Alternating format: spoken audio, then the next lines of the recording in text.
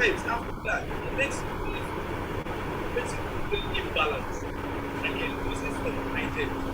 I try to cover everything, and you don't want to have it. Someone will have to repeat that question because I could not hear. I saw you speaking. I could not hear. Yes. Sorry, can you repeat the question again one more time, please? Okay, Just as a visual impaired person, everything we do is by our brain because we cannot see. So we control our brain. Everything we do is by the brain. So sometimes it gets us wrong. So now you like sitting down, thinking or meditating sometimes. Then somebody comes to you and say you are thinking. I say I'm not thinking. I'm only meditating. And you cannot differentiate in between thinking and meditating. Because at the end of the day, you must have lost some items. Try to bring them back. So, and you don't want this to continue. How do we control that? So I'm understanding the question is that when you are, for example, sitting and meditating, people misunderstand what's going on and they jump to conclusions about what you're doing. Yes. And so when you say to them, no, I'm not thinking, I'm meditating, and they respond, what do they say? They get into an argument with you? Like, what is that? You don't supposed to be thinking. You don't supposed to be doing this, you know? They will now think he's thinking out of point. He's just meditating out of point. He's just trying to trouble himself by thinking and thinking and thinking. And what so kinds how of will people, we now manage that? well, what kinds of people are saying this? Just anybody or certain kinds of people? Because anybody that around you, when by the time they see you sitting down or you just stand or sit down all alone, they say, why is he standing there? Are you thinking? No, I'm not thinking. I'm not trying to meditate. And thinking and meditating, it runs you down. Sometimes it gets you weak. I see. Okay. So they're saying that don't spend so much time thinking. You're spending too much time thinking and just, relax a little. Well, first of all, we never stop thinking because our brains are always working. So you can tell them that, you're thinking now too. Just the process of talking is even when you're sleeping, your brain is working. That's what I would probably just laugh at them and say, well, that's very funny because all of us are thinking all the time. It seems like they are making judgments about you because you're not, say, talking or acting or doing things that they expect you to do. Is that a fair statement? Yes, sir. Well, it depends on who's saying it to you, and you could ignore them, and you could smile and say thank you, and then just move away. You could. That got a lot of applause. Okay. Yeah, I mean, we don't have to respond to everything that everybody says. So Not to respond. yeah, that's thank you very much. Thank you very much. Walking, you can say to them, if you want to get into it, you can say, well, actually, you're misunderstanding because first of all, everybody's thinking all the time, and so I'm standing here thinking, and so are you. You're just thinking and talking at the same time, and you can also say, depending on the person, I'm a little offended by that. I feel like you're misjudging me, and I'm disturbed by what you had to say because you want to stand up for yourself too. So those are my comments. Sorry, I know there's somebody else waiting, so that's why I wanted to wrap. TJ, your question quickly. Okay. Hello, I'm TJ Dixon. Hello. Louder.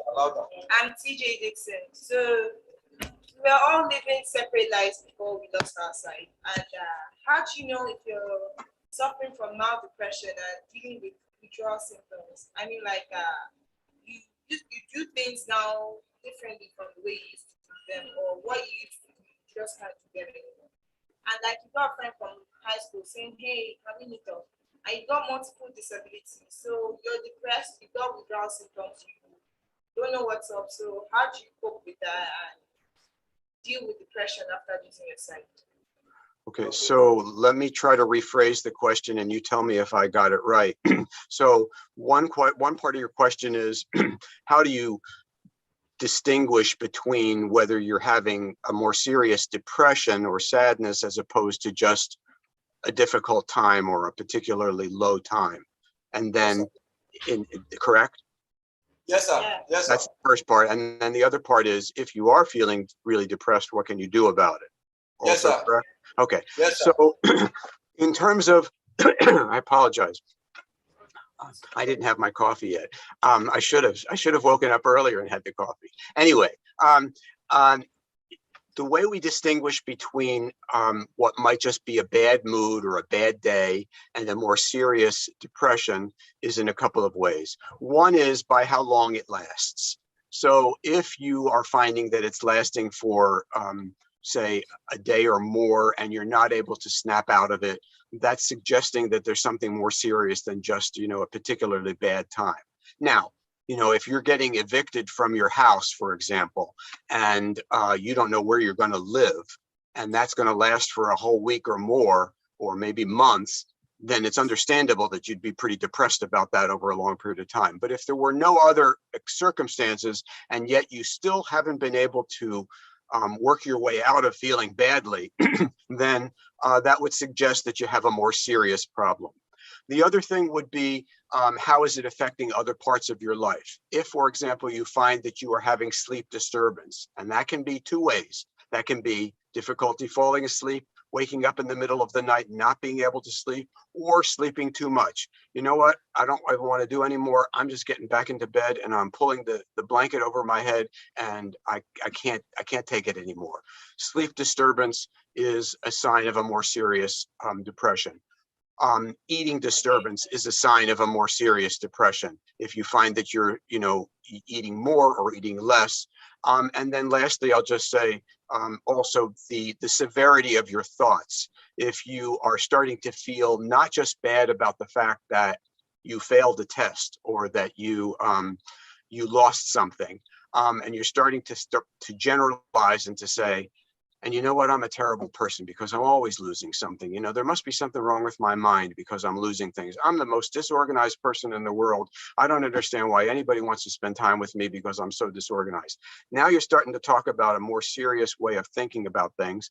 And that's suggesting that it's not just a bad mood or a bad day, but it's something that's a more serious depressive disorder. So how to cope with that? Certainly, first of all, taking care of yourself physically is very important, because if you don't eat well and you don't sleep well, then you are going to feel even worse. So exercise is a very important activity. It can be as simple as walking, which we do all the time.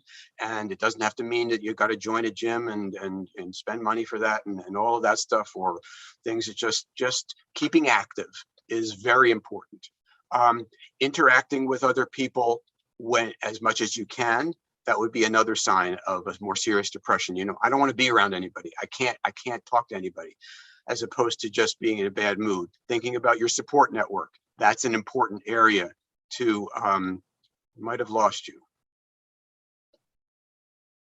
I'm going to pause because I'm not sure that I'm connected.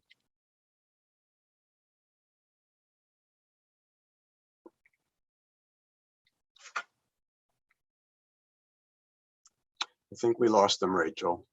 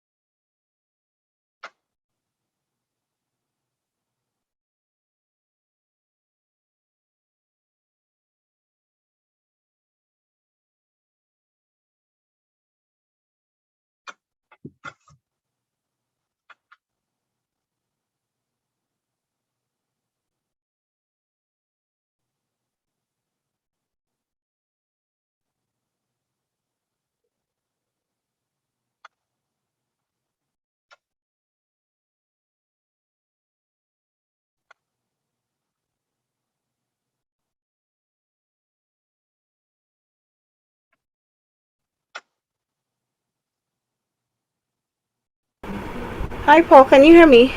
Can hear you, yes. We lost them again, right? Uh-oh. Have they gone offline again? Yes, they did. When I was giving my answer to the woman about depression. Okay. So let me call back to find out if it's working.